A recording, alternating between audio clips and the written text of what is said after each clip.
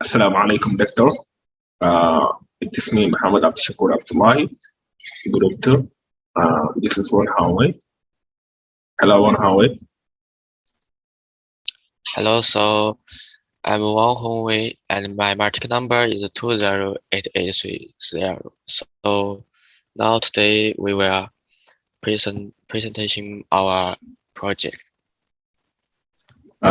So we are only 2 persons today. I don't know Hussein, Malik, and Daniel. What happened to them? So we will make it only 2. So our project is instruction of pipeline. So we're gonna talk about this for today. Let's start. Introduction of pipeline. A pipeline is a series of stages where some work is done at each stage in parallel. That means every stage in parallel is done at each stage in parallel. The stages are connected to one interconnected from pipe instructions enter at one end, progress through the stages and exit at the other end.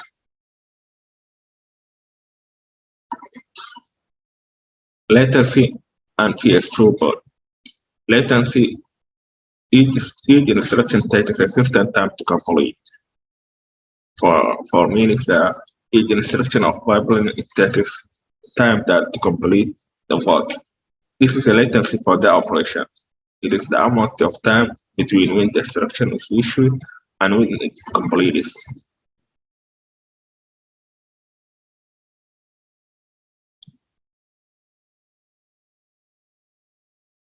Throughput. The number of instructions that complete in a span time. For real, this is not necessarily the same as dividing the time span by the latency if pipeline is used. Definition of pipeline. The pipeline is to improve the efficiency of the process executing instructions and divide the operation of an instruction into multiple small steps, and each step is completed by a special circuit. A pipeline is an speed-up technique where multiple instructions are overlapped in execution on a process. Pipeline is a processorless. So there are some stages of some processes of pipeline. The first one is fetch an instruction from a memory, decode the instructions, execute the instructions, create memory to get input, write the result back to memory.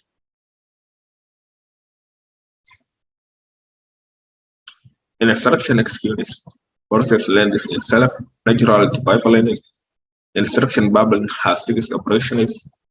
Fetch instruction, the main is FI, decode instructions into short form, it's gonna be DI, calculate operations, it's gonna be CO, fetch operand, it's gonna be FO, and execute instructions, gonna be EI.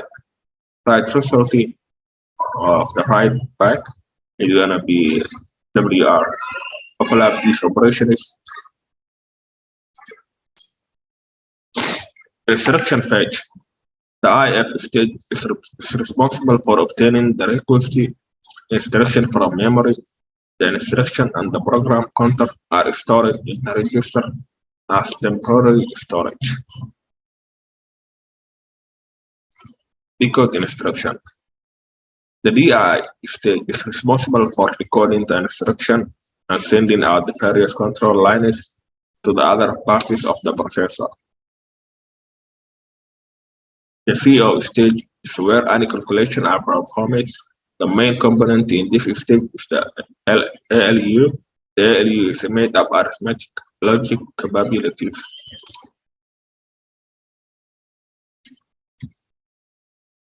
The FO and EI stages are responsible for storing and loading values and from memory. They are also responsible for input and output the processor respectively. Everything is going to happen, the fetch and IO is going to happen the input and output, and it's responsible for the storing and loading values from memory. The write operative stage is responsible for writing the result of a calculation memory access or input to the user file. So this one is responsible for the results and calculation and also the memory access to access the memory and the input also, but it's not going to be the output because it is operative. Here are the 6 stages of instruction pipeline. Fetch instruction, it makes it for the order. The first one is fetch instruction, decode instruction, DI, calculate operand, CO, income additional branch, fetch operand, FO, execute instruction is DI, write operand, WR, and here is where to update the PC, and here is the embedded pipeline.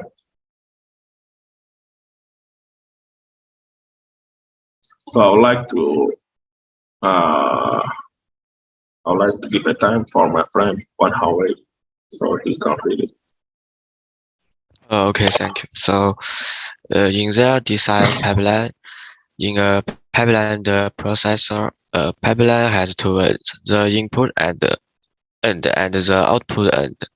Between these ends, there are multiple stages such that output of one stage is connected to input of next stage, and each stage perform a specific operation. And the interface register are used to hold the intermediate output between two stages. These interface registers are also called latch or buffer. And all the stages in the pipeline along with the interface register are controlled by a common clock. Next page. So there are two important technique indicators of the pipeline. So the number one is throughput. In unit time, the result following out of the pipeline processor is the throughput rate. For instructions, it is the number of instructions executed per unit time. The number two is setup time. The pipeline starts to work, and it takes a certain amount of time to reach the maximum throughput rate, which is the setup time. Next page. So there are pipeline features. Pipelining improves task execution efficiency by enabling multiple different tasks to operate simultaneously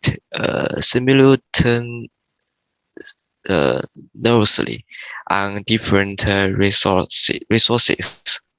The time interval for an instruction to move along the pipeline once is one machine cycle. And then pipeline cannot improve the execution time of a single task and improve the throughput of the overall workload. Next page. So for this page, we introduction to advantages and disadvantages. So pipelining does not work in all situations. There may be some disadvantages. If an instruction pipeline can accept a new instruction every log frequency cycle, it is called a fully pipeline.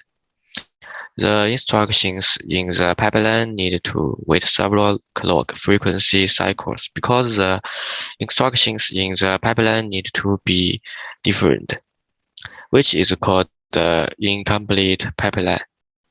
Next page. So this page is for advantages. So for the pipeline advantages, the number one is reduce the clock frequency cycle required by the processor to execute the instruction, and increase the input frequency of the instruction under normal uh, circumstances. And the number two is some integrated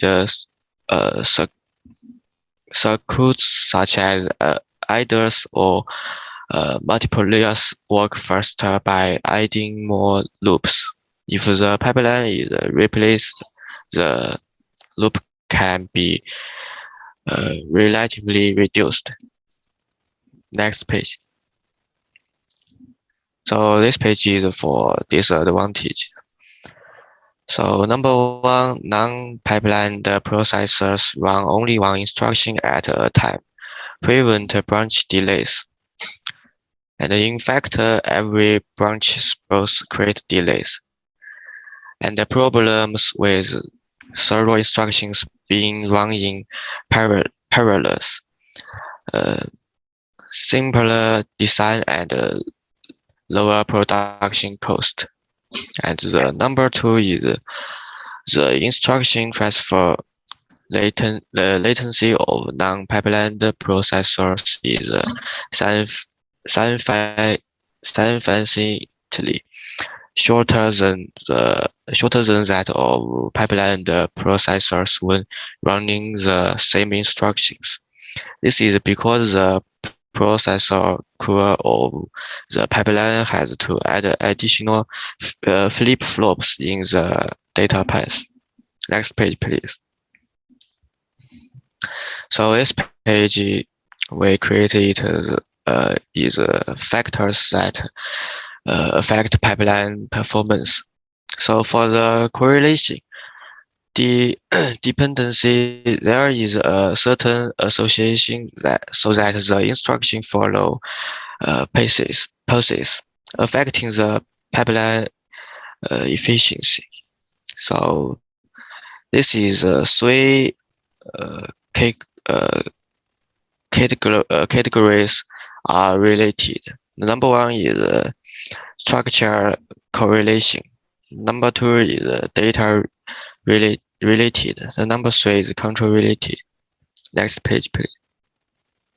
So for the solution, the number one is solution the structure related. So there we have three. The number one is stairs. The number two is separate instruction memory and data memory. The number three is instruction perforce technique. And the number two issues is data related. So for the solution, number one is bypass technology, use the bypass technology.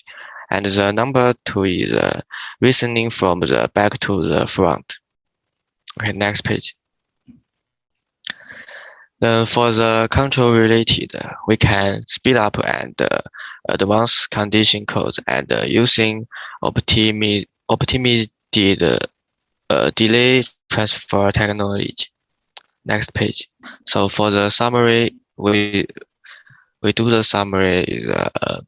Pipelining is a technology designed to allow computers and other digital electronic device to speed up the passage of instructions.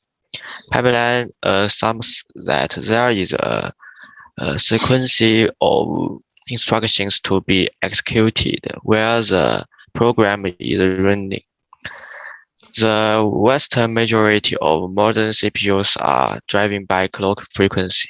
By dispersing the logical gates into many small blocks, and then linking these small block groups by flip-flops, the time delay for the logical gates to output the correct value and be reduced, thus reducing the cycle required for the instruction to run.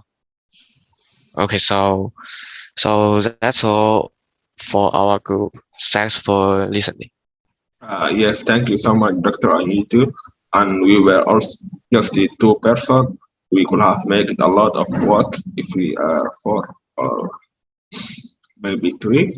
So that's all, and thank you so much for giving this opportunity.